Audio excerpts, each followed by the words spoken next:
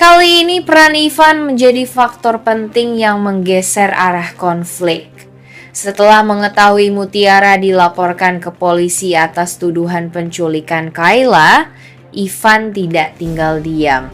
Sikapnya berubah drastis dari pasif menjadi konfrontatif.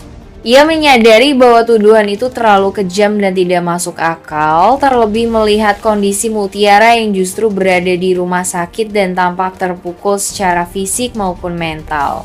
Ivan mulai menyusun potongan kejadian yang selama ini terlewat. Ia mengingat bagaimana Sandra sering memanfaatkan situasi untuk menyerang Mutiara, serta bagaimana konflik antara Sandra, Kayla, dan Marsha semakin tidak terkendali sejak Ivan kembali dekat dengan Aurel. Dari sudut pandangnya, hanya Sandra yang memiliki motif paling kuat untuk menyingkirkan Kayla sekaligus menjebak Mutiara. Karena itu, kemarahan Ivan meledak dan tertuju langsung pada Sandra. Tekanan dari Ivan membuat posisi Sandra semakin goyah. Untuk pertama kalinya Sandra menghadapi seseorang yang tidak takut dengan kekuasaannya, statusnya, atau pengaruhnya. Sikap Ivan yang tegas memperlihatkan bahwa tidak semua orang bisa dikendalikan dengan ancaman atau manipulasi. Namun di saat yang sama, kebenaran yang lebih dalam justru masih tersembunyi. Tanpa diketahui Ivan maupun Sandra, dalang sesungguhnya dari penculikan Kayla adalah Marsha. Rasa cemburu, ambisi, dan obsesi Marsha terhadap Dikta telah berkembang menjadi dorongan berbahaya. Marsha melihat Kayla sebagai ancaman nyata yang harus disingkirkan, dan ia memanfaatkan kekacauan yang sudah tercipta antara Sandra dan Mutiara untuk menutupi jejaknya.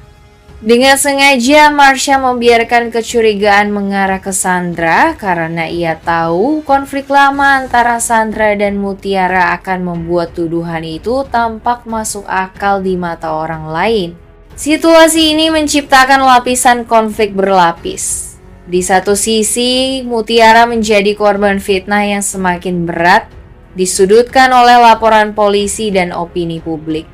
Di sisi lain, Sandra berada dalam posisi tertekan karena dituding sebagai penculik, padahal ia memang bersalah dalam banyak hal lain meski bukan pelaku utama penculikan Kayla. Sementara Marsha justru bersembunyi di balik kekacauan, menikmati kenyataan bahwa dua pihak saling menghancurkan tanpa menyadari perannya. Ivan berada di titik genting, nalurinya mengatakan ada sesuatu yang tidak sepenuhnya cocok dengan tuduhan terhadap Sandra, namun emosinya masih dikuasai amarah. Sikapnya ini tanpa sadar justru membantu mengalihkan perhatian dari Marsha, setidaknya untuk sementara. Namun tekanan bertubi-tubi, laporan balik dari Rianti dan Kenzo, serta kondisi Kayla yang kritis membuat penyelidikan tak bisa berhenti di satu nama saja. Alur ini mendorong cerita ke fase baru.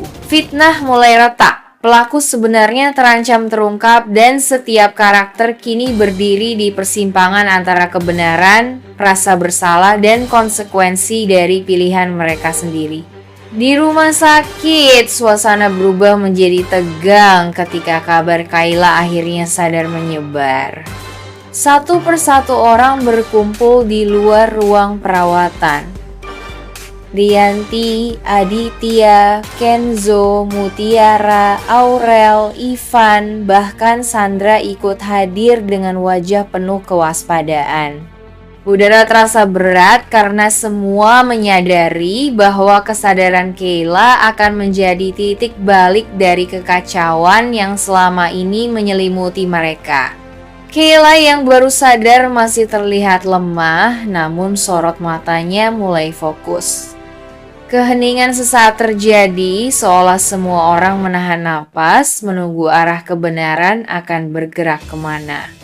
Di momen inilah Kenzo mengambil peran penting. Dengan sikap tenang namun tegas, Kenzo menegaskan bahwa sudah terlalu banyak kebohongan dan manipulasi yang terjadi, dan kali ini kebenaran harus disampaikan apa adanya. Ia menaruh harapan besar agar Kayla tidak kembali terseret arus kebencian dan tidak ikut menuduh Mutiara demi kepentingan pihak lain. Tekanan itu membuat suasana semakin menegang. Mutiara berdiri dalam kondisi paling rentan, hatinya campur aduk antara harapan dan ketakutan. Ia sadar satu pernyataan dari Kayla bisa menentukan nasibnya, apakah ia akan terus dianggap sebagai pelaku atau akhirnya dilihat sebagai korban dari permainan orang lain. Rianti tampak gelisah namun tetap berdiri di sisi Mutiara, menunjukkan perlindungan yang kali ini tidak lagi ia sembunyikan. Sikap Rianti itu tidak luput dari perhatian semua orang, termasuk Sandra. Sandra sendiri tampak tidak tenang, wajahnya menyimpan kegelisahan yang sulit disembunyikan.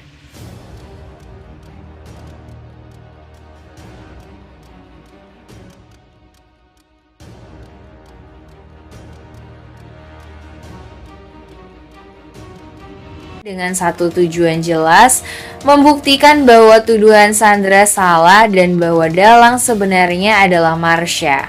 Keteguhan Mutiara inilah yang perlahan akan membalikan arah cerita dari seseorang yang selalu disalahkan menjadi sosok yang berani melawan demi kebenaran. Dengan tuduhan penculikan yang dilaporkan Sandra, Rianti akhirnya mengambil sikap tegas dan terbuka.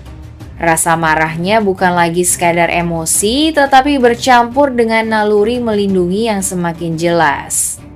Rianti tidak bisa menerima kenyataan bahwa Mutiara kembali dijadikan kambing hitam, apalagi setelah semua yang sudah Mutiara alami. Di titik ini Rianti berhenti bersikap defensif dan mulai melawan. Kenzo bergerak cepat secara rasional dan terukur. Ia menyadari bahwa satu-satunya cara menghentikan Sandra adalah dengan melawan melalui jalur hukum, bukan emosi. Bersama Rianti, Kenzo mengumpulkan kronologi lengkap waktu Mutiara berada di lokasi Kayla, kondisi Kayla saat ditemukan, serta fakta bahwa Mutiara adalah pihak pertama yang berusaha menyelamatkan, bukan melukai. Semua detail itu menjadi fondasi laporan balik.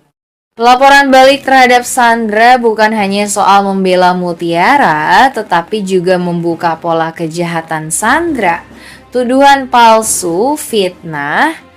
Bagi Sandra, laporan balik ini adalah titik genting. Strateginya menjadikan Mutiara sebagai tersangka justru berisiko berbalik menjadi bumerang.